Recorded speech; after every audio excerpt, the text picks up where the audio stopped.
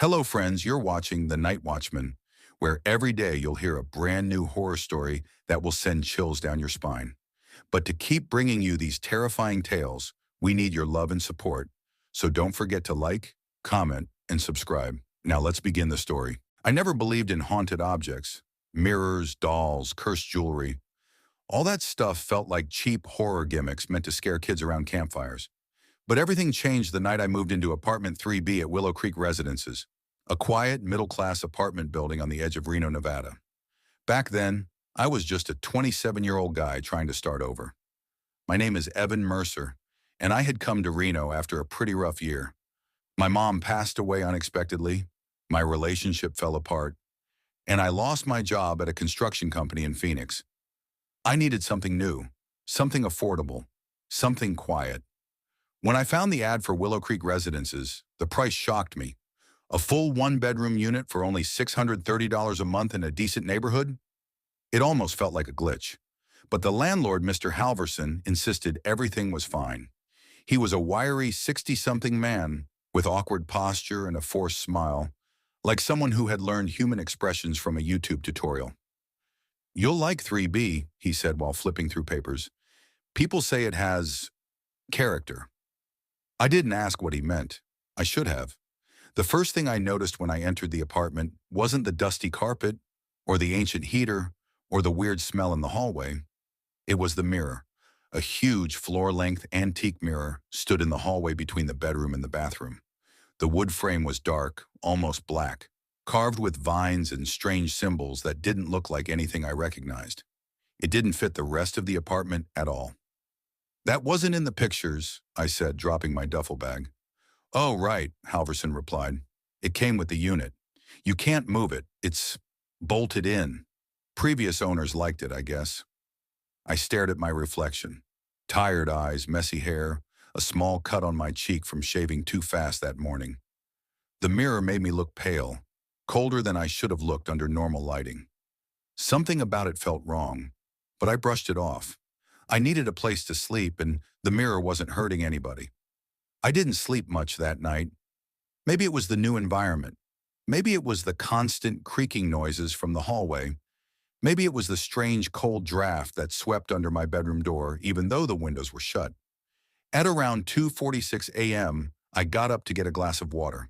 As I walked into the hallway, I glanced at the mirror out of habit, and I froze. My reflection was there, but something was off. I tilted my head to the right. The reflection tilted to the right too, but slightly slower, like there was a delay. I lifted my hand. My reflection lifted its hand. Again, half a second late. I blinked. The reflection didn't. My throat tightened. I stepped back. "Nope," I whispered to myself. "I'm just tired." I forced myself to walk into the kitchen. When I returned, the reflection behaved normally again. Or maybe I just convinced myself it did. Over the next week, weird things kept happening. The temperature in the hallway stayed icy cold, even when the heater was on full blast. I sometimes woke up to find the mirror fogged from the inside, like someone had breathed against it. Other times I saw faint fingerprints on the glass, fingerprints that didn't match mine. I told myself it was just old glass reacting to temperature changes. But one morning I woke up and saw something that made my stomach drop. The mirror wasn't reflecting my bedroom behind me. It was reflecting the hallway, like the mirror had turned itself while staying physically in place. That was impossible. I stepped closer. The reflection instantly flipped back to normal. "Okay, Evan," I muttered. "You're losing it." But the worst hadn't happened yet. It was a Wednesday night when I first saw her. I came home late from my new warehouse job. My hands were numb from unloading boxes, and all I wanted was a hot shower. As I walked past the mirror, I didn't even look at it until something moved. A shape, a shadow. I turned sharply. There, standing behind my reflection, was a girl, pale, thin, wearing an oversized white hospital gown. Her dark hair hung in tangled strands over her face. She wasn't behind me in real life, only in the reflection. "What the?" She lifted her head. Her eyes were sunken, hollow, and impossibly dark. Her lips didn't move, but I heard a whisper in my ear. "Help me." I stumbled backward and nearly tripped. When I looked again, she was gone. I didn't sleep that night. And for the first time, I seriously considered breaking my lease and leaving. The next morning, I knocked on the door of apartment 3A right next to mine. A woman in her late 30s opened the door. Her name was Marla Jensen, a nurse at a local urgent care clinic. "Sorry to bother you," I said. "I'm Evan. I moved into 3B last week." "Oh, the new guy," she said. "Everything okay?" I hesitated. Should I sound crazy? Did anything strange ever happen with the apartment? Specifically, the mirror? Her smile faded instantly. "You've seen it, haven't you?" My heart dropped. "You know about it?" She nodded. "That mirror has been here longer than any tenant. People hear things, see things. One guy swore the mirror showed him a room that doesn't exist. A woman said her reflection smiled at her when she wasn't smiling." She lowered her voice. "The person before you, the girl, she didn't last long." My skin prickled. "What happened to her?" Marla gently shook her head. "It's not my story to tell, but she was taken out by police, and no one heard from her again." I swallowed hard. "Was she wearing a white gown?" Marla's eyes widened. "You saw her." Not a question, a confirmation. She reached for my arm. "Evan, listen to me. Do not stare into that mirror too long. Do not touch it. And if you hear whispering, leave the apartment immediately." I nodded, though my hands were shaking. But what could I do? I needed the apartment. I had no savings, no family nearby, no backup plan. So I stayed, and things got worse, much worse. 2 nights later, I woke to a faint tapping. Tuck, tuck, tuck. At first, I thought it was the radiator, but the sound wasn't coming from the wall. It was coming from the hallway, from the mirror. I got up and walked slowly toward it, each step heavier than the last. The tapping grew louder. TCK, TCK, TCK. When I reached the mirror, I saw scratches appear across the glass, long, thin claw marks carving themselves in real time. I jerked back. Then a handprint appeared, small, feminine. Her handprint. The girl. "Stop," I whispered. "Just stop." The handprint slid downward, leaving a trail of fog. Then I heard her voice again, faint, trembling, terrified. "He's coming." My stomach twisted. "Who?" Her voice cracked. "Don't turn around." And like the idiot I am, I did. There was nothing there. When I looked back at the mirror, the girl was inches from my reflection, breathing heavily, her eyes pleading. But she wasn't in the hallway, only in the glass. I ran back to my bedroom and shut the door, pressing my back against it until my heartbeat settled. The next day, I took a risk. I looked up Willow Creek residences online. At first, nothing alarming came up, just a few complaints about old plumbing and broken heating. But then I searched Apartment 3B Mirror. A forum post popped up from 2012 on a paranormal discussion board. My sister lived in 3B. She kept telling me a man was inside the mirror, a man with a smile that didn't match his eyes. She said he watched her sleep. She started sleepwalking, staring at the mirror for hours. One night, she disappeared.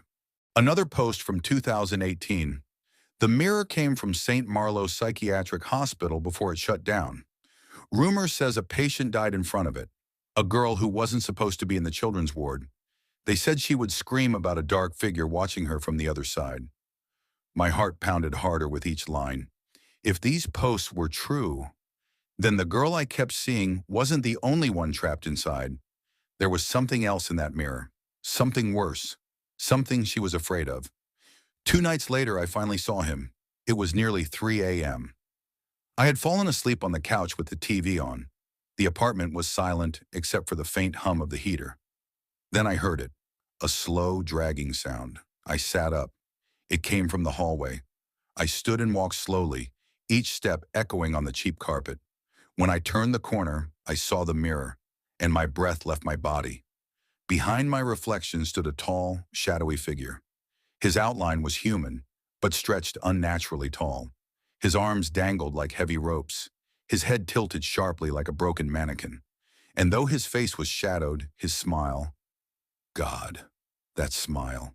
Too wide, too long, too wrong. He leaned closer to my reflection, like he was sniffing it. Then slowly, he turned his head toward me, even though he shouldn't have been able to see me. His face moved in the reflection before it moved in real life. I stumbled back. "Don't let him out," a small voice whispered. The girl again. I grabbed my phone with trembling hands and called Marla. She answered instantly. "Evan?" "I saw something," I whispered. "A man. In the mirror." Silence. Then, "Listen to me carefully. Do not go near it. I'm coming over." Marla arrived with a flashlight and a thick book, an old hospital record ledger. She looked at the mirror from a safe distance. "He's awake," she whispered. The way she said it made my skin crawl. She handed me the ledger. The mirror was taken from St. Marlow Psychiatric Hospital, room C17. That room was part of the experimental ward. Patients who saw hallucinations were studied there, especially those who described the same figure. "What figure?" I whispered. She swallowed hard. "A tall man with a broken neck and an unnatural smile." My stomach twisted. "It's him," she continued. "But every patient who claimed to see him also showed signs of sleepwalking, paranoia, memory loss. They said he would appear in mirrors, telling them to come closer." I stared at the ledger photos, black and white images of terrified patients pointing at something outside the frame. Marla put a hand on my shoulder. "Evan, the girl you saw, she's warning you. She's trying to stop him." "Stop him from what?" Marla's voice cracked. "From switching places with you." My blood turned to ice. "He can't exist in our world," she continued. "Not fully. He needs someone to willingly stand long enough in front of the glass. Long enough for him to mimic you perfectly. Long enough for his reflection to replace yours." I felt sick. "Marla, I already stood in front of it. How long?" I shook my head. "I don't know. A minute? Maybe more?" She inhaled sharply. "That's enough time." The night it happened, the power went out. The entire building went completely dark around midnight. I heard people shouting in the hallway, but soon their voices faded as everyone returned to their apartments. I sat on the couch with a flashlight, heart racing. I felt watched constantly. The shadows in the corners seemed deeper than usual. And then I heard it. A laugh. Soft, scratchy, inhuman, coming from the hallway. I stood up, legs trembling. Marla wasn't home. She had gone on a night shift. I was alone. The laugh grew louder. I took one step toward the hallway. "Evan!" The voice was deep, distorted, coming from inside the mirror. I reached the hallway and saw the mirror glowing faintly, like moonlight was trapped inside it. I raised my flashlight, but the beam dimmed as if the mirror swallowed the light. Then my reflection smiled. I didn't. It tilted its head slowly, until its neck cracked sideways like broken cartilage, exactly like the figure. "No," I whispered. The reflection stepped closer, hands pressing against the inside of the glass surface. Then it spoke in my voice. "Let me in." The surface bulged outward like liquid. I ran, but the hallway stretched longer than it ever was, stretching, twisting, trapping me.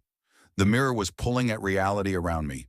Behind the glass, the tall man appeared again, towering, grinning, reaching toward the surface. The girl appeared beside him, trying to push him back. He grabbed her wrist violently and slammed her against the glass. She screamed silently. I realized then, she wasn't warning me because she was free. She was warning me because she was trapped, and she didn't want me to replace her. I grabbed a metal floor lamp and ran toward the mirror. The tall man saw me. His grin widened. My reflection screamed. My voice, but not my voice. I swung the lamp with everything I had. The glass shattered, and everything went black. I woke up in a hospital room 3 days later. Marla was sleeping in a chair next to me. When she woke up and saw my eyes open, she burst into tears. "You're alive," she whispered. "What happened?" I croaked. She hesitated. "The police found you unconscious in your hallway. The mirror was destroyed. You had deep cuts on your arms and face." "Is he gone?" I whispered. Marla swallowed hard. "They took the mirror away. No one knows where. Maybe a storage unit. Maybe a landfill. But what?" She looked terrified. "One of the paramedics said something strange. They said when they found you, you were lying on broken glass. Smiling. My blood froze. She continued. And, Evan, this might sound crazy, but in the mirror shards on the floor, they swore they saw you starting to stand up. I stared at her in silence. But you were already unconscious on the ground, Marla said softly. So whoever, whatever, was standing wasn't you. It's been 6 weeks. I've moved out of Willow Creek. I'm living in a motel while I figure out what to do next. But every night I feel watched. Every reflective surface, windows, phones, screens, makes me anxious. Because sometimes, just for a second, I catch my reflection doing something I'm not doing. Smiling when I'm not. Turning its head before I do. And last night, I saw someone standing behind my reflection again. The girl. She mouthed 2 words. Not over. And behind her, over her shoulder, I saw a tall shadow stretching toward her. Toward me. I don't think breaking the mirror destroyed him. I think it set him free. And sooner or later, he's coming for me. Story 2.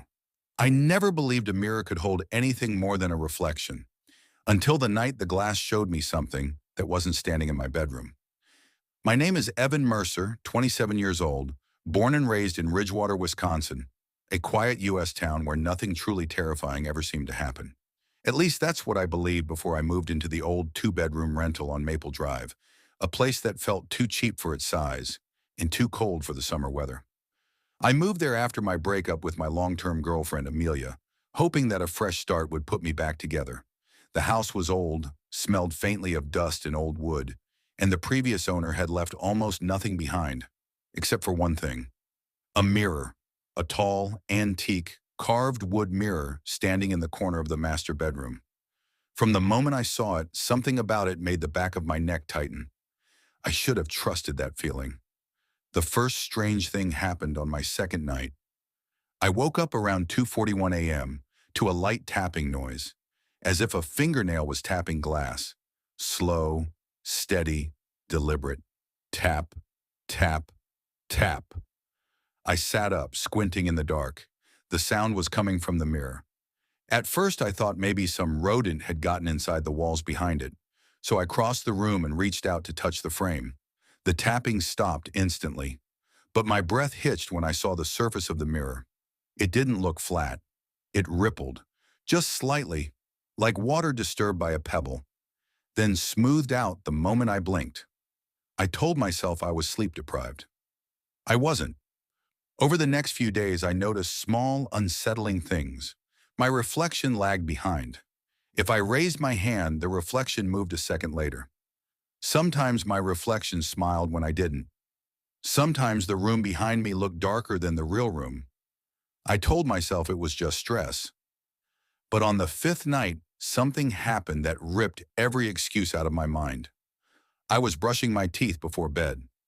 I leaned over the sink, rinsed my mouth, and looked up at the mirror.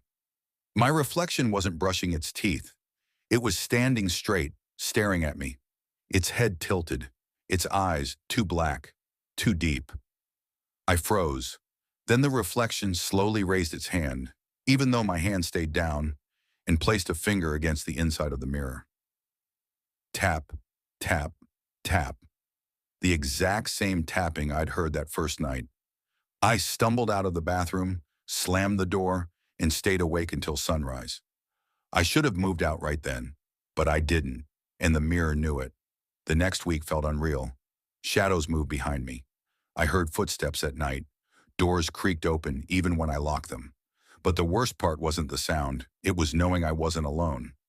One evening, while grabbing takeout from a diner on Henderson Street, the cashier, an older man named Cole, stared at me strangely. "You all right, son?" he asked. "Yeah, why?" "You were just in here 20 minutes ago." Didn't say a word, just stared at me and walked out. My stomach dropped. "I wasn't here." He frowned. "You sure?" "Same jacket, same face." Same face. My double. My reflection. It was walking around without me.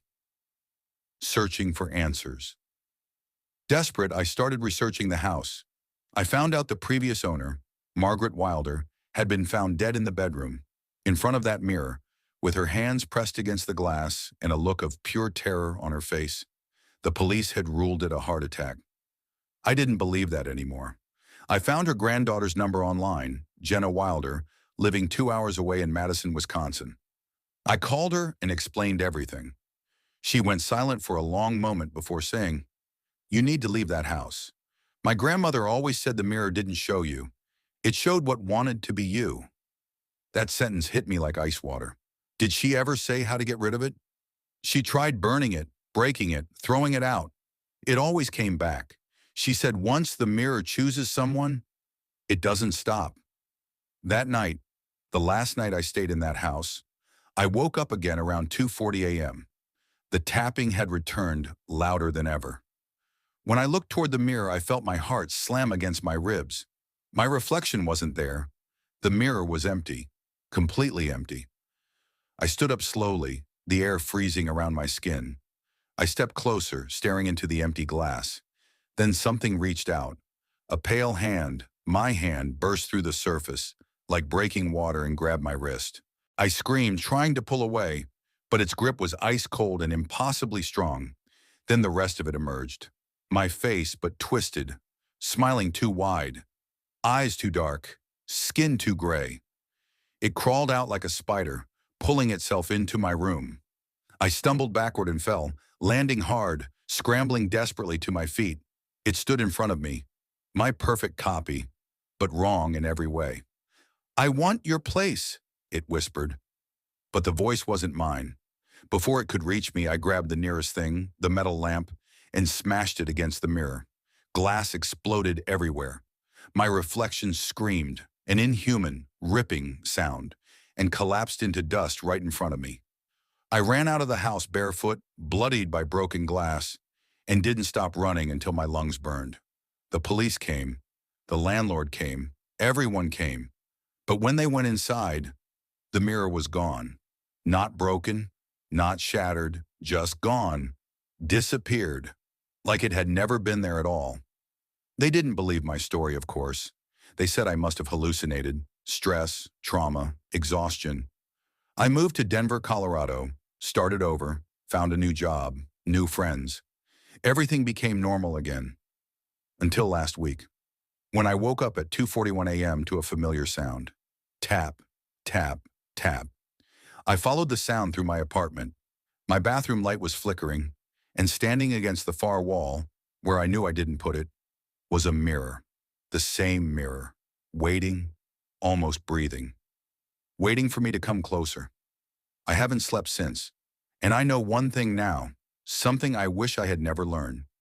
Mirrors don't always reflect you. Sometimes they watch you. Sometimes they want you. And once they choose you, they never stop. Story 3, I never believed mirrors could hold anything more than reflections, until the night I moved into 1279 Avery Street. It was early September, dry winds rolling across Boulder, Colorado, when I shifted into the old 2-story rental home. I had taken the place in a rush after a messy breakup sent my life spiraling. My name is Daniel Carter, 29 years old, a freelance graphic designer trying to rebuild everything from scratch. The house looked normal, slightly old, wooden stairs creaking in places, paint peeling near the porch, but nothing unusual enough to second guess. Except one thing. In the upstairs hallway, fixed between 2-bedroom doors, stood a large antique mirror. Its frame was dark walnut, carved with shapes I couldn't quite recognize. Swirls and twisted figures like vines strangling each other. The glass was unnaturally clear, almost glossy like still water.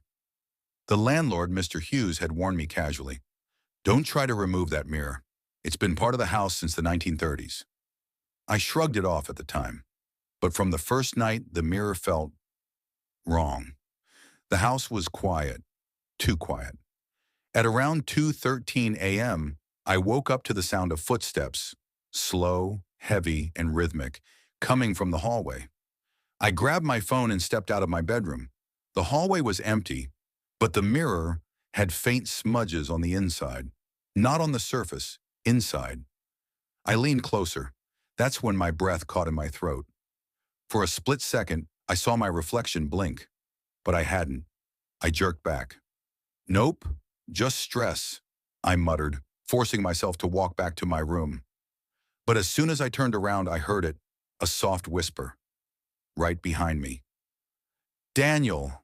I spun around, heart slamming inside my chest.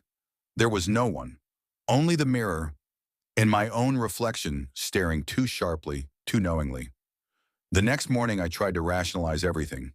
Stress, insomnia, leftover trauma from the breakup, anything but the supernatural.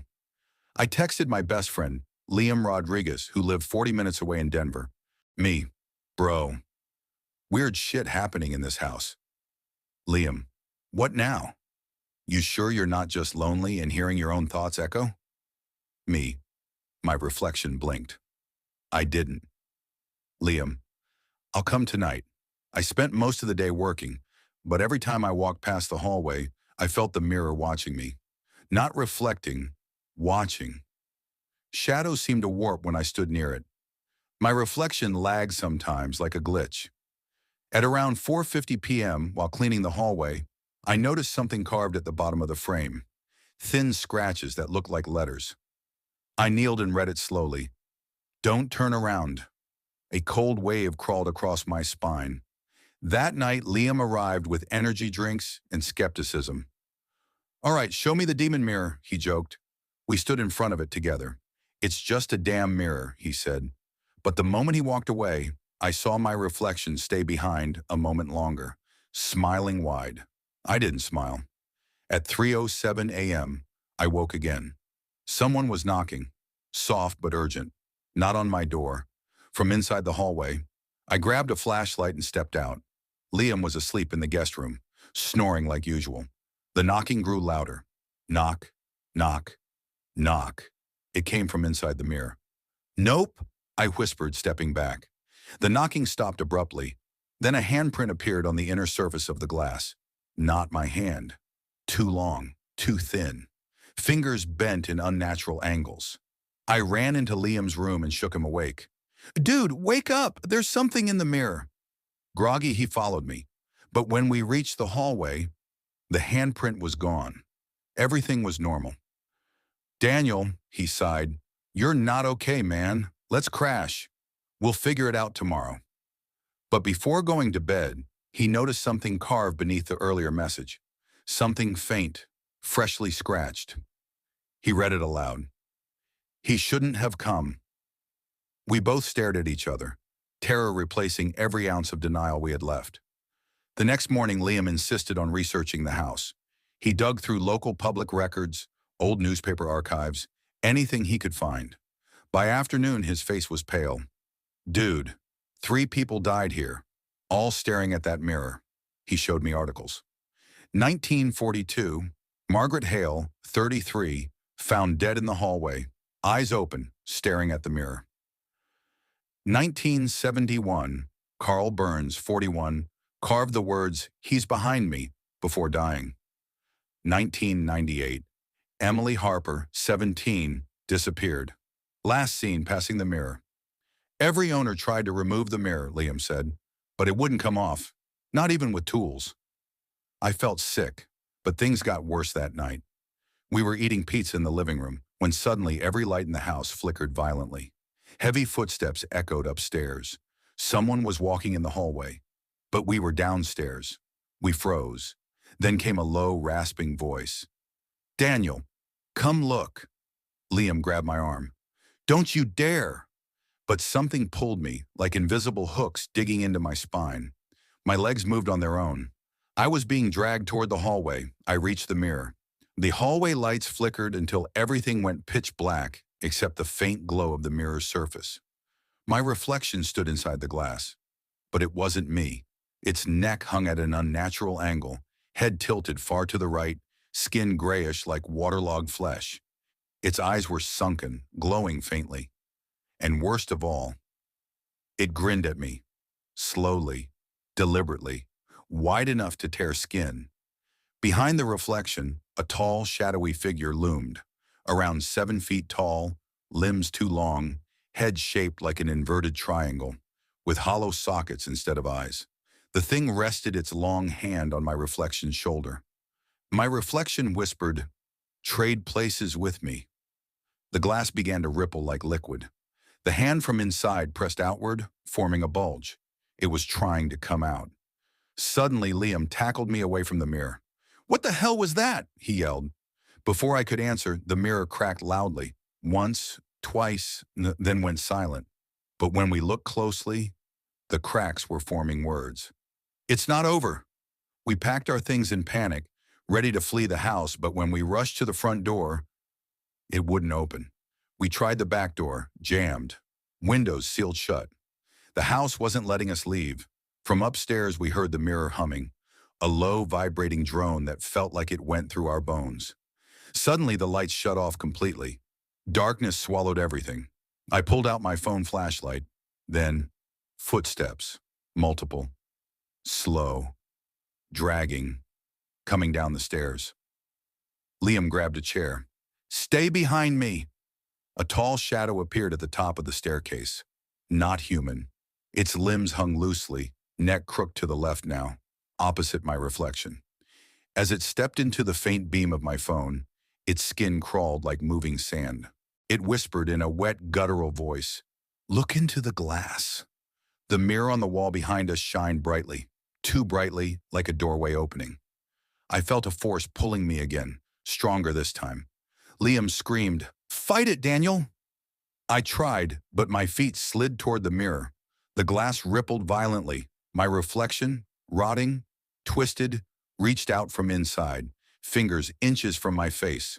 I closed my eyes and screamed. A shatter, a scream, not mine, a heavy thud. When I opened my eyes, glass was everywhere. The mirror had exploded outward. The monstrous shadow was gone. But Liam. Liam lay on the floor, bleeding, eyes staring blankly at the ceiling. I crawled to him. "Liam, Liam, please, wake up." But his chest wasn't rising. He wasn't breathing. And then I saw it. Behind me on the wall above Liam's body, written in blood, "One trade completed." My breath crumbled in my throat. I looked at the largest shard of the broken mirror beside me. My reflection stared back and smiled. I ran out of the house screaming, glass cutting my feet. But I didn't stop. The doors were open now. The house had let me go. Because it had taken what it wanted. It had taken him.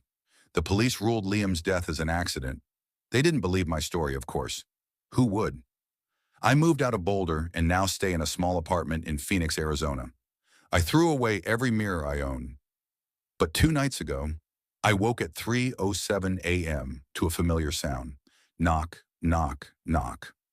I checked my bathroom. No mirror. I checked my closet door. Nothing. Then I saw it. A small, broken shard of glass sitting on my dresser. Not mine. And inside it, Liam's reflection.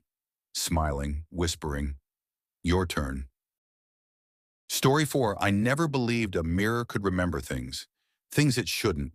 But what happened in room 209 of the Ridgeway Motel in Oregon changed everything. I thought I knew about reflections, shadows, and the thin space between the living and the dead. My name is Evan Carter, a 27-year-old freelance photographer from Portland, Oregon. I traveled a lot for abandoned places photography, ghost towns, forgotten factories, overgrown railroads. But the job that pulled me toward the Ridgeway Motel wasn't work. It was grief. My older sister Haley had vanished 3 months earlier. Her last known location was a dingy little roadside motel on the outskirts of Bend, Oregon. Room 209. No signs of struggle, no forced entry, no witnesses. She simply disappeared. I couldn't accept that. So one cold November evening, I checked into the same motel, asking for the same room. The manager, an old man named Walter Briggs, gave me a strange look. "You sure you want 209? He asked. "Yes." He stared at the register before sliding the key toward me. "Strangest thing," he muttered. "People don't stay in that room long." "Why not?" He hesitated. "Mirrors," he said quietly. "Some folks see things they shouldn't." I thought he was trying to scare me or justify the motel's falling business. I forced a smile, took the key, and headed up the creaking staircase. Room 209 smelled like stale coffee and old wood. The curtains were half torn. The carpet felt damp. But the first thing I noticed was the mirror. It covered almost the entire wall above the dresser. Tall, wide, framed in black wood carved with strange swirling patterns. The kind that felt like eyes. Looking, waiting, I set my bags down, exhaled and whispered, "Haley, I'm here." A part of me hoped I might feel her presence. Anything to tell me she hadn't just vanished from the world. But the room was silent. I started unpacking. Camera, tripod, flashlight. I wanted to recreate the timeline of her last night. Maybe I'd catch something the police missed when I lifted my camera and pointed it at the mirror. I froze. My reflection wasn't standing exactly where I was. I leaned forward. My reflection leaned a split second late. Just a fraction of a second, but I saw it. My chest tightened. "It's just the light," I whispered, lowering the camera. But as I turned away, I felt something, an icy brush across my back, like a fingertip dragging slowly across my spine. I spun around, nothing. Just the mirror. I tried to sleep around midnight. But room 209 had other plans. The heater clicked every few seconds. The floorboards creaked like footsteps pacing. And every time I opened my eyes, it felt like the mirror was staring at me. At 2:14 a.m., I woke up to the sound of whispering. I sat up. It wasn't outside. It wasn't in the hallway. It was coming from the mirror. A faint, raspy voice, layered like multiple people whispering at once. I got out of bed slowly, my legs trembling, and approached it. The whispering grew clearer. I pressed my ear to the glass. A cold shock ran through me, like touching ice. Then I heard it. My name. Evan. I stumbled backward, heart racing. "Haley!" I shouted. Silence. The whispering stopped instantly. The room felt colder than before, like the air had been sucked into the mirror. I stared at it for a long time, waiting for something, anything to happen. Nothing did, but I didn't sleep again. In the morning, I reviewed the footage from the night before. My camera had been recording the mirror from the dresser. Most of the night was still. But at 2:14 a.m., the moment I'd heard the whispering, something changed on the screen. The mirror darkened, like a shadow passed behind it, not in front, behind. Then the surface rippled, like water disturbed by a hand. And then a face appeared. Not Haley, not mine. Something pale, hollowed, with dark sunken eyes and a mouth stretched into an unnatural grin. It stared directly into the camera, as if it knew it was being watched. Then it faded. I paused the recording, staring at the distorted image. My blood felt cold. I rewound it, slowed it down. There was more. A hand, thin, bony, pressed against the inside of the mirror. Fingers dragging downward, leaving faint streaks on the glass. I ran my hand across the mirror in the room. Smooth, clean, no streaks. That meant whatever I saw in the footage wasn't physically on the glass. It was on the other side. That afternoon, I went to talk to Walter at the front desk. "There's something wrong with the mirror in my room," I said. He sighed heavily. "Room 209 has had problems for a long time." "What kind of problems?" He looked around, lowered his voice. "People hear things, see things. Sometimes reflections don't match." He swallowed. "Your sister, she complained about the same thing." My stomach dropped. "She spoke to you?" "Came down twice that night. Said she felt someone watching her from the mirror." I grabbed the counter edge. "And you didn't tell the cops?" He glared. "You think I want them shutting down my whole motel? Look, kid, I'm sorry about your sister, but whatever is in that room ain't my doing." I left before I lost my temper. Back in 209, I walked straight to the mirror. For the first time, I noticed faint scratches at the bottom of the frame. Thin marks like someone clawing at the wood, or begging to get out. I bent closer. There were words scratched faintly into the wood. "Let me out." My breath hitched. "Haley?" I whispered. My own reflection smiled. I didn't. I stumbled backwards so fast I hit the bed. My reflection stayed smiling for another heartbeat, then snapped back to normal. I should have left right then. Any sane person would have. But I couldn't leave Haley. If she was trapped, if she needed me, I wasn't going anywhere. Around midnight, the air felt heavy. The room felt smaller. The mirror seemed bigger, like it was swallowing the wall little by little. At 1:03 a.m., the lights flickered. At 1:05, the temperature dropped sharply. And at 1:07, I heard it again. Ivan! The voice echoed inside the mirror like someone trapped deep underground. I stepped closer, my breath shaking. Haley, if you're there, show me. The glass fogged from the inside. Letters began forming, slowly as though written by an invisible fingertip. My eyes widened. No, I whispered. I'm not leaving you. The letters smeared. New ones appeared. Not me. Before I could react, the mirror cracked. Just a hairline fracture, but loud in the dead silence. And then, a hand burst through the glass. I screamed, falling back. The hand was pale, long-fingered, veins dark like ink beneath translucent skin. It clawed at the air, reaching, grabbing blindly, trying to pull itself out. I scrambled toward the door, but the hand retreated slowly, vanishing back into the rippling darkness of the mirror. Then everything stilled. Just my reflection staring back at me. My shaking reflection. The next morning I checked the police report again, looking for anything I might have missed. One detail jumped out. The mirror in room 209 was replaced just weeks before Haley disappeared. I drove to the store listed on the receipt, an antique shop called Morgan & Sons in downtown Bend. The owner, a man in his late 60s named Howard Morgan, stiffened when I mentioned Ridgeway Motel. You bought that mirror? I asked. He shook his head. No, the motel bought it from me. Do you know where it came from? His eyes darkened. Yes, from the estate sale of a woman named Eliza Warren. Who was she? I asked. Someone who believed mirrors could trap souls. My mouth went dry. Did she die recently? He nodded. She took her own life. They found every mirror in her house covered with sheets, except one. My heart pounded. The one in room 209? The very same. He looked at me with unsettling seriousness. If you value your life, son, destroy it. I drove back to the motel without breathing. When I entered room 209, the mirror looked darker than before, like a storm swirling behind the glass. I grabbed a chair. I didn't think twice. I swung the chair hard. The mirror shattered, sending shards across the floor. But behind the broken glass, there wasn't a wall.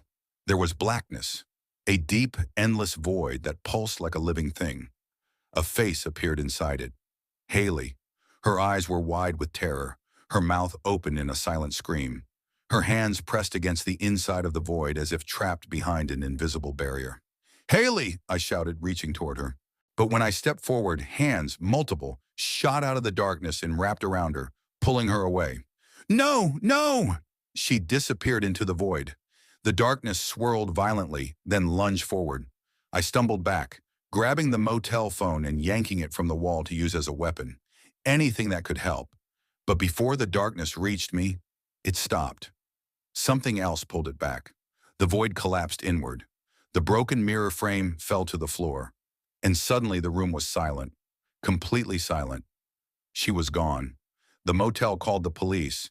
But when they searched the room, all they found was shattered glass. They looked at me like I was insane. No void, they said. No presence. No sister. Walter swore he heard nothing, saw nothing.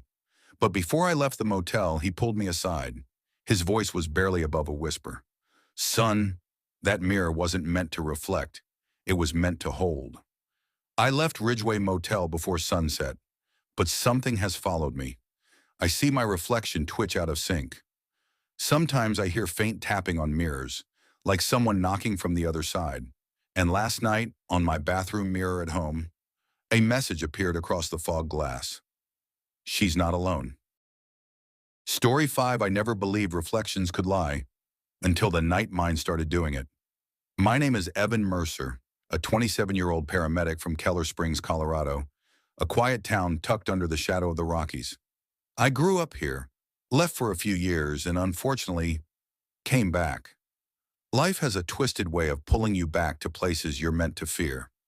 I moved into the old Harrington house on Brookline Street because the rent was unbelievably cheap. Everyone in Keller Springs knew the Harrington house, known for its creaking floorboards, strange drafts, and the fact that every renter left within months. Some said it was haunted, some said it was cursed. I didn't believe any of that. Not until the mirror. The house came with one piece of furniture, a tall, ornate, antique Victorian mirror, bolted into the wall of the bedroom. The wood frame was carved with twisting vines and unfamiliar faces. Faces with hollow eyes. I asked the landlord if I could remove it. He didn't even hesitate. "No," he said. "No one touches that mirror." The way he said it, sharp, terrified, should have been my first warning. The mirror's glass always looked darker, like water in a well. The first night I stayed in that house, I noticed something disturbing. As I brushed my teeth around 11 p.m., I caught sight of myself in the mirror. But something felt wrong, subtle but enough to freeze me. My reflection blinked a fraction of a second slower than I did. I leaned forward. So did it. I raised my right hand. It raised its right. But the timing, off, like someone wearing my skin and learning the movements a moment late. I stepped back. The reflection didn't. It stayed there, closer to the glass, just staring at me. I felt chills crawl up my spine. My heartbeat thudded in my ears. Probably just the lighting, I whispered to myself. But deep down, something in me knew that wasn't true. Over the next few days, the reflection got bolder. Sometimes when I walked past the mirror, I'd see my reflection still standing there, even though I had already moved. Once, as I was getting dressed for work, I looked up and saw the reflection smiling. I wasn't. I froze. Every muscle in my body turned to stone. The reflection tilted its head in a way I physically couldn't. It bent too far, at an unnatural angle. Then it pressed its palm against the inside of the mirror. Tap. The sound was faint but real. Not imagined. Real. It wasn't showing what I was doing anymore. It was watching me. Studying me on duty, I kept thinking about it. Night calls became easier than going home. At least the screams of overdoses and car crash victims were human. My reflection wasn't. I finally decided to ask someone about the mirror. So I visited Mrs. Landry, an 81-year-old neighbor who'd lived on Brookline Street longer than anyone else, long enough to remember the Harrington family. When I mentioned the mirror, her face drained of color. "You should have never moved in," she whispered. "Why? What happened there?" She looked around like someone might be listening. The mirror was brought from a sanitarium in Ohio that burned down in the 1950s. A doctor there believed mirrors were gateways, that reflections could trap a person's soul. People went missing. Nurses swore patients' reflections acted on their own. I swallowed hard. What happened to the doctor? She leaned in. They found him dead, his body in front of the mirror. But his reflection didn't match the position. My stomach dropped. "You need to leave that house, Evan," she warned, "before your reflection decides it doesn't need you anymore." That night, I decided to test the mirror scientifically. If I recorded myself, maybe I'd catch something. So I set up my phone facing the mirror and went to bed. At 3:17 a.m., I woke to a faint scraping sound. Shk, shk, like nails dragging across glass. I slowly approached the mirror. My own reflection wasn't there. Instead, there was darkness, a pitch-black void behind the glass, like the room on the other side had no light at all. Then from the darkness, something moved. A pale hand pressed against the glass, followed by a second. Then slowly, a face I recognized too well, my own, peeked out of the darkness.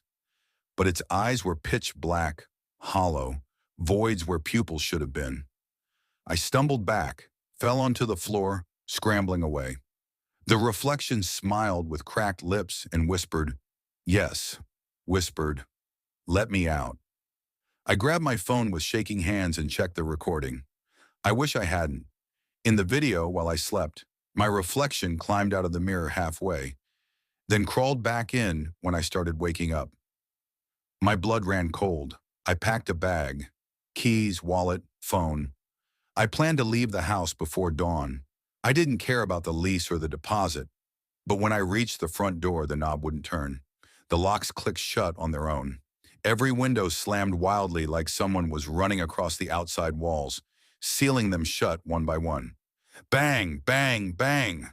A deep voice echoed from the hallway behind me. My voice. Where are you going? I turned slowly. My reflection was standing outside the mirror, fully, physically, breathing, smiling with my face twisted into something that wasn't human. You've lived your life, it growled. Now it's my turn. I bolted toward the kitchen, grabbed a chair, and sprinted back to the bedroom. If this thing came from the mirror, maybe breaking it could stop it. I raised the chair high and froze. Inside the mirror, I saw myself, the real me, pounding on the other side of the glass, screaming silently. My reflection smirked beside me. You're already mine. Before I could react, it lunged. We slammed into the wall. I felt its hands, my hands, tighten around my throat, but its grip was stronger than mine had ever been. I gasped for breath, vision blurring. Gathering every ounce of strength, I grabbed a shard of a broken picture frame from the floor and stabbed its shoulder. It didn't bleed. It hissed, twisted its head unnaturally again, and threw me across the room. My back hit the dresser. I crawled toward the mirror, toward the other me trapped inside. My reflection grabbed my leg and pulled me back. You don't get to choose, it snarled. You belong on the other side. I kicked wildly, heart pounding, vision tunneling. Then suddenly, crash! My foot swung backward and struck the mirror. The glass exploded. A gust of cold air, like a vacuum, sucked through the room. The creature screamed, its body glitching like a broken video feed, black veins crawling across its skin. No, no, no! It was being pulled into the broken shards, like gravity was reversing. I held on to the dresser as the force tried to pull me too. The creature looked at me with hollow, furious eyes. This isn't over, Evan. Then it vanished. The suction stopped. Silence fell. I collapsed on the floor, shaking. I left the house that night. Didn't take clothes. Didn't take anything. I moved across the state to Fort Garland, changed jobs, changed everything. I never told anyone the full story. Not the police, not my coworkers. Who would believe it? But here's the part that still keeps me awake. Every mirror shows normal reflections, except one. Every few nights when I'm tired, when my mind slips, even for a second, my reflection lags again. Just barely, like it's learning, recovering, waiting. And sometimes, only when the room is dead silent, I hear a faint tap from inside the glass. Tap, tap, tap. The same way it began. I don't know how long I have until the thing returns, or until the glass opens again. But if you're reading this, consider this a warning. If your reflection ever moves differently, even once, run, before it decides it wants your life more than you do. Story 6, I still don't know why I brought that mirror home. Every time I replay that night in my mind, I wonder how different my life would be if I had just walked away. But fate doesn't wait for good decisions. It traps you quietly, sometimes behind glass. My name is Evan Carter, and on August 14th, 2023, I moved into a small apartment in Riverside Heights, Colorado, trying to rebuild after a brutal breakup and job loss. Riverside Heights was quiet, the kind of place where neighbors nodded politely but never asked too many questions. I liked that. I just needed peace. But peace is the last thing that apartment ever gave me. The building had a basement storage unit area that smelled like wet concrete and old cardboard. The landlord had told me I could pick any leftover furniture there. That's where I found it, the mirror. It was about 6 feet tall, framed with dark cherry wood, carved with strange symbols that almost looked like numbers, but not any I recognized. The glass was spotless, unnaturally spotless, as if it had never collected a single fingerprint in decades. Something about it felt ancient, important, and wrong all at once. Still, I carried it upstairs. I was lonely. A beautiful mirror felt like decoration, a way to feel less alone. That night, I placed it against the wall across from my bed. I should have known instantly that something was off, because when I stepped away from the mirror, my reflection didn't step with me. It hesitated, just half a second, just long enough for my chest to tighten. I told myself I was tired. That was my first mistake. Over the next 3 nights, things became stranger. The mirror showed tiny differences. My reflection's head tilt slightly wrong, the way it blinked slower, almost studying me. Sometimes its shoulders weren't aligned with mine. Once its mouth twitched half a second late, as if it had a delayed feed. I tried cleaning it, blaming the glass. But smudge or not, reflections don't blink wrong. The fourth night, my reflection smiled even though I didn't, a long, slow grin spreading across its face. I stumbled back, slamming into my bed frame. But when I blinked, it was normal again. I should have gotten rid of the mirror, should have run it downstairs, should have smashed it. But I didn't, because terror makes you freeze. The next event happened at 2:47 a.m. I woke up to a soft tapping, not on my door, not on my window, on the mirror, like fingernails. I sat up, heart pounding. The room was silent except for that faint rhythm. Tap, tap, tap. I slowly turned on the lamp. Nothing moved in the room. But behind my reflection, someone else was standing, a dark, tall figure, shoulders hunched, head bent forward like its neck was broken. I spun around. No one was there, but in the mirror. The figure stepped closer. When I looked directly at the mirror, the room behind me was empty again. It was like the mirror was operating by its own laws, its own reality. Something lived inside it, and it wasn't trying to hide anymore. I went to the landlord the next morning. He was a thin, impatient man named Harold Knox, who always smelled like burnt coffee. "Where did that mirror come from?" I asked. His eyebrows lifted. "Why? Did you take something from the basement?" "Yes." "Oh," he swallowed hard. "The tall cherry wood one?" "Yes." He stared at me for a long time. "Kid, that mirror belonged to the previous tenant, a woman named Marissa Hale." "What happened to her?" He hesitated. She disappeared," he whispered. "Police couldn't find a trace. Last seen inside your apartment." My stomach turned. "Did she leave a note?" Harold shook his head.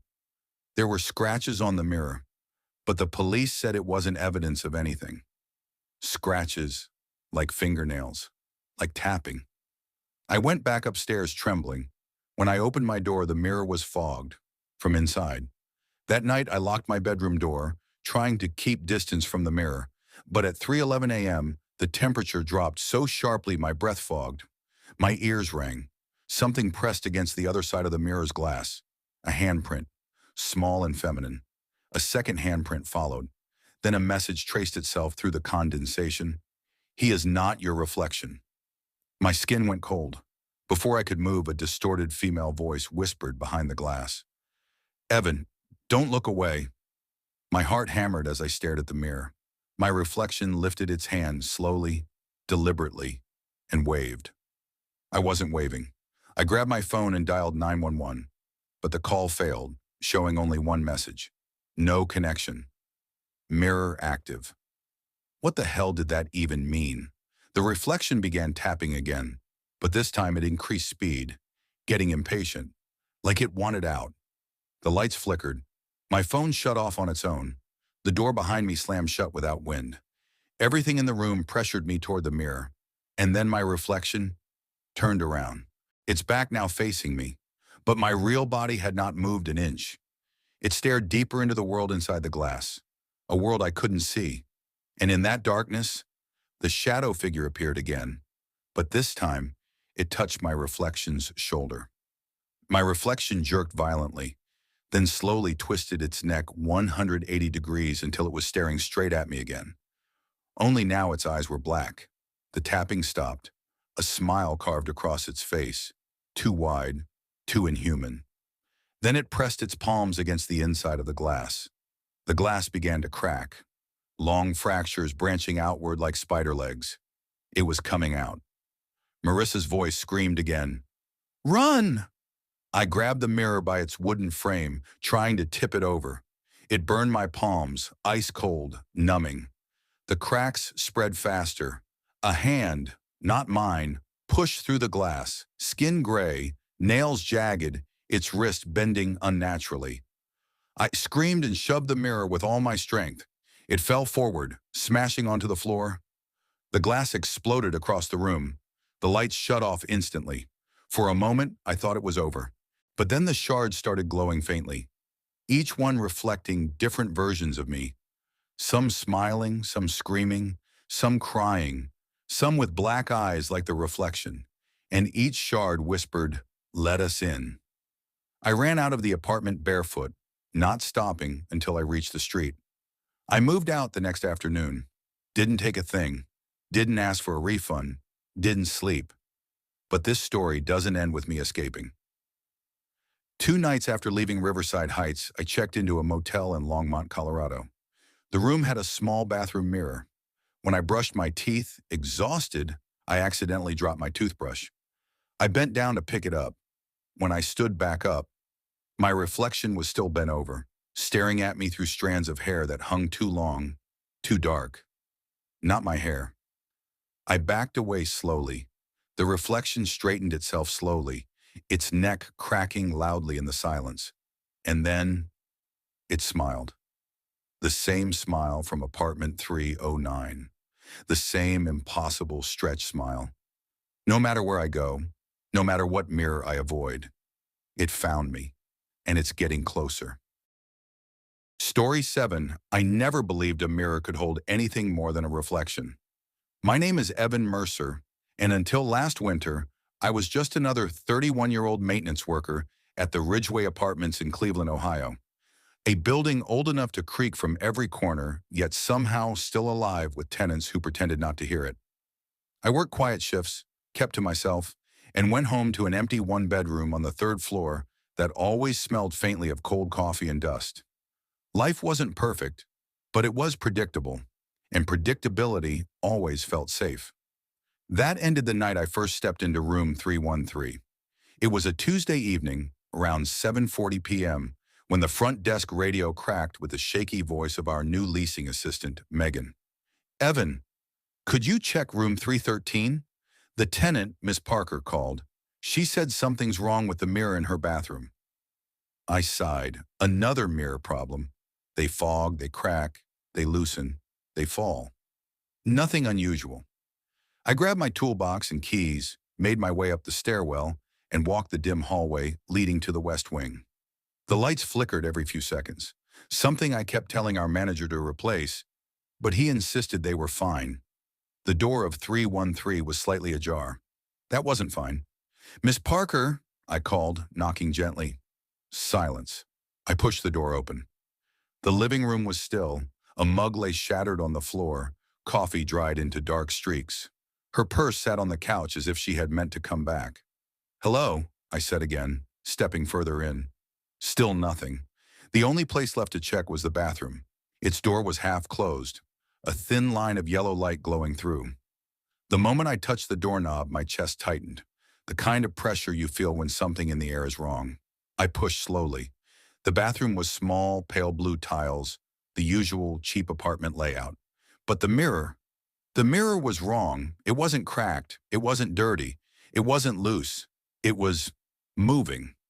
The reflection inside wasn't matching my movements.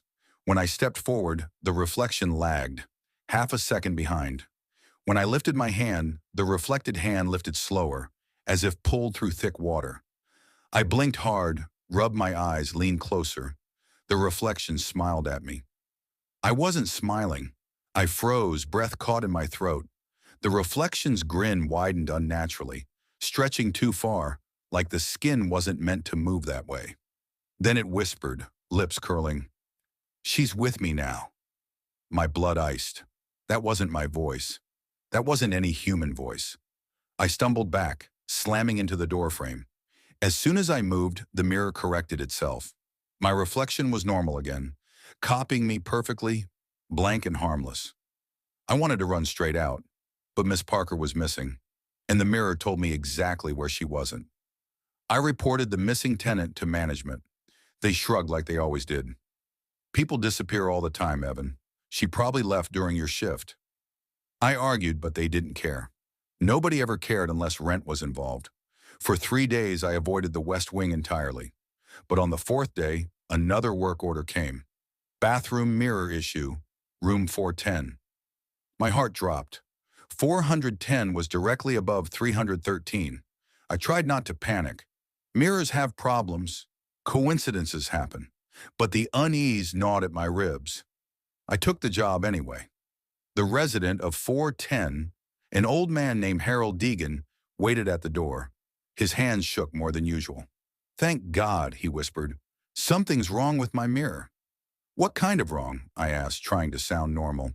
He swallowed hard. "In the reflection, I keep seeing my late wife, but she's angry. She never looked at me like that." My stomach twisted. "Show me," I said. His bathroom was spotless, the mirror framed with yellowed bulbs that hadn't worked in years. At first glance, everything seemed fine. But then, behind Harold's reflection, a figure appeared.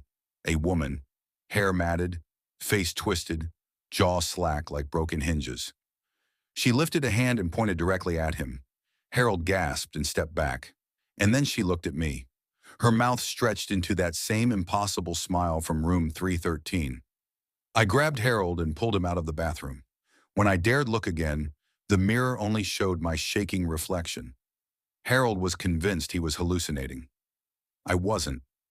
I spent the next night digging through old building reports, online forums, archived news articles, anything about Ridgeway Apartments. I found one. Only one. A case file from 1997. Local woman disappears inside Ridgeway Apartments. Last seen in Unit 313. The article mentioned rumors among residents, stories about a mirror that didn't behave, a mirror that kept looking even when you walked away. A week later, the building replaced several interior fixtures, including the mirror in room 313, but the case was never solved. My breath shook as I scrolled further. Another note in 2006, another disappearance, same unit number, and now in 2024, Miss Parker. 3 mirrors, 3 vanishings, 3 decades. My hands trembled over the keyboard. This wasn't coincidence. This was a pattern, a cycle, something that lived through reflections. I went back to 313 at midnight. I don't know why. Maybe guilt, maybe curiosity, maybe the feeling that Miss Parker deserved someone to try. The room smelled stale, like it hadn't been opened in weeks. The bathroom light flickered. I stood in front of the mirror, tools in hand. "Show me," I whispered.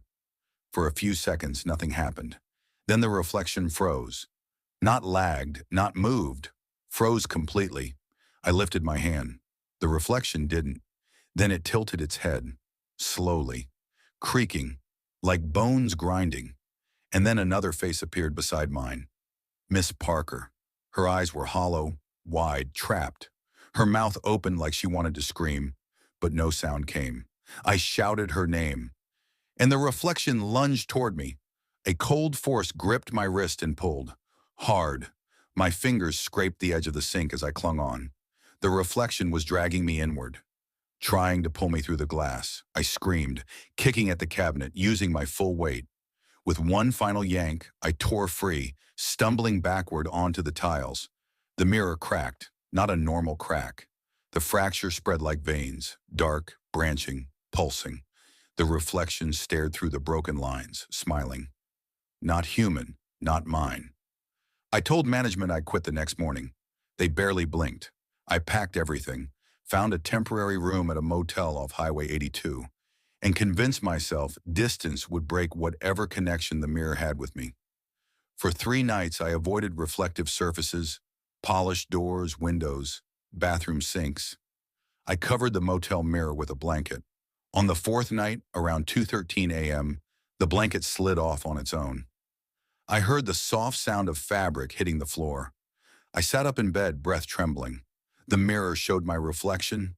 Then, in the darkness behind me, something else moved. I didn't turn. I couldn't. Slowly, the reflection stepped forward without me.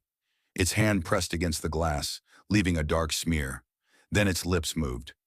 You can't outrun what's already inside. My chest tightened. My breathing hitched. My hands went numb. I threw the blanket over the mirror again and didn't sleep the rest of the night. By morning, I knew what I had to do. I couldn't keep running. It would follow me forever. I drove back to Ridgeway Apartments. The building felt silent, too still, as if holding its breath. I marched straight to 313. Didn't knock. Didn't hesitate. The bathroom light flickered as usual. The cracked mirror waited. I stared at my reflection, and the other one stared back, smiling wider than before. Enough, I said, voice shaking but loud. What do you want? The room grew colder. My breath fogged. The reflection whispered, a place. I swallowed. A place for what? To be whole. The lights flickered violently. The tiles trembled beneath my feet. And then, Miss Parker's face appeared again in the reflection. Desperate, reaching. I made a decision. Maybe the stupidest decision of my life. I lifted my wrench and smashed the mirror. Glass exploded everywhere, shards scattering like silver drops of rain. The reflection didn't shatter. It stayed, floating in midair behind the broken frame, smiling, now free from the glass entirely. The room temperature plunged. My ears rang. Everything inside me screamed to run. But I stood frozen as the reflection whispered, now you made space. And then it stepped out. I woke up in the hospital 3 days later. They said neighbors called after hearing violent noises from 313. They found me unconscious on the bathroom floor. Miss Parker was never found. Neither was Harold. Police questioned me relentlessly, but I didn't know what to tell them. No one would believe the truth. I asked if they removed the mirror from 313. A nurse frowned. There was no mirror in that bathroom, she said, just an empty frame. I felt sick because I remembered the reflection stepping out, meaning it wasn't in the mirror anymore, meaning it could be anywhere, in any reflection, any glass, any polished surface, watching, waiting, looking for another space to fill. And sometimes late at night, when the room is dark and quiet, I see movement in the corner of my eye, a smile too wide, eyes that aren't mine, the reflection that survived, the one that wants to be whole, and one day it will succeed. I know it will, because every night it gets closer.